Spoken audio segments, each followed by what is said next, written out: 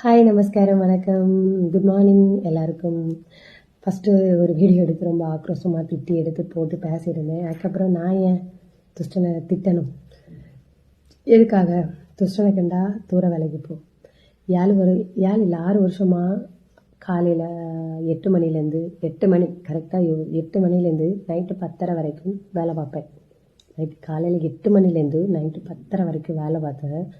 இந்த வேலையை விட்டு போயிடலாமா, அல்சர் வந்துச்சு, ரத்த வாந்தி எடுத்தேன், உடம்பு சரியில்லாமல் போனேன், ஹாஸ்பிட்டலில் அட்மிட் ஆக்குனாங்க, பொழைக்க மாட்டேன்னு சொன்னாங்க.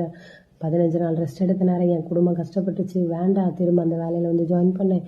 எவ்வளோ கஷ்டத்தை கடவுள் எனக்கு கொடு, என் பிள்ளைக்கு என் அம்மா அப்பாவுக்கு கொடுத்துறாத அப்படின்னு சொல்லிக்கிட்டு ஓடி ஓடி ஓடி ஓடி ஓடி உழைச்சேன்.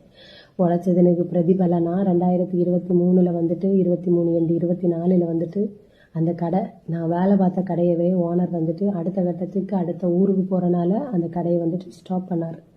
ஸோ அந்த நேரத்தில் எனக்கு ஒரு நல்ல உள்ளம், அதாவது என்னோட பில்டிங் ஓனர் வந்துட்டு அந்த கடையை காசு அவர் கொடுத்துட்டு என்னையா ஒர்க்கிங் பார்ட்னராக நிற்க சொன்னார். நான் ஒர்க்கிங் பார்ட்னராக நின்று ஒரு சில தற்குறிகளை வந்துட்டு நம்பி கடைக்குள்ளே ஏற்றுனேன். அது எனக்கு தலைக்கு மேலே ஒரு ஆப்பா வச்சுட்டு போச்சு. சரி, அது போட்டுன்னு விட்டுட்டேன். அதுக்கப்புறம் பார்த்தீங்கன்னா பகுதி பைசா கட்டி இப்போ நான் இருக்கேன். இப்போ கடை என்னோடது. இன்னும் நான் பகுதி கட்டினா ஃபுல்லாக கடை எனக்கு ஃபுல்லாக என்னோடது வரும்.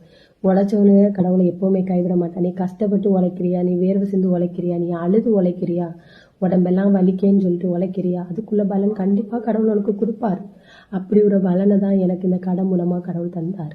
இன்றைக்கி அந்த கடையால் என் குடும்பம், என் அம்மா அப்பா, என் பசங்க 4 பேருமே நல்லா இருக்காங்க. சொந்த வீடு கிடையாது, ஆனால் நாங்கள் சாப்பாட்டுக்கு யார்ட்டையும் கஷ்டப்படலை.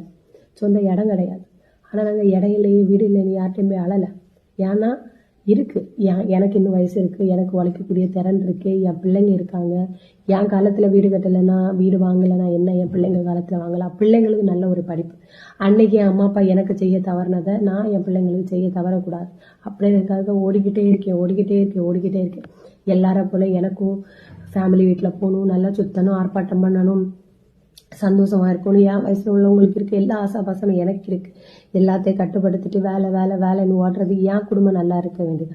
இதில் யாராவது நான் இவ்வளோ கஷ்டத்தில் வயிறெறிஞ்சு இருக்கேன், என் வாயில் விழுந்துடாதீங்க தயவு செய்து. கடவுள் துணையோட இன்னைக்கு ஒரு கடையை தந்து நான் நல்லா இருக்கேன். நல்லா இல்லைன்னு யார்ட்டையுமே சொல்ல மாட்டேன். நான் நல்லா இருக்கேன். நல்லா தான் வச்சிருவாரு கடவுள் என்னையே. நான் உழைக்கிறேன். அந்த உழைக்கிற காசை நைட்டு கையில் பார்க்கும்போது எனக்கு சந்தோஷமாக இருக்குது. அதில் எங்கள் அப்பாவுக்கு மருந்து வாங்குதேன், என் அம்மைக்கு மருந்து வாங்குதேன், என் பிள்ளைக்கு மருந்து வாங்குதேன், என் அப்பாவுக்கு ட்ரெஸ் வாங்குதேன், என் அம்மைக்கு ட்ரெஸ் வாங்கி கொடுக்குதேன், சாப்பாட்டுக்கு பணம் அனுப்பி கொடுக்குதேன், எக்ஸட்ரா எல்லாம் பண்ணி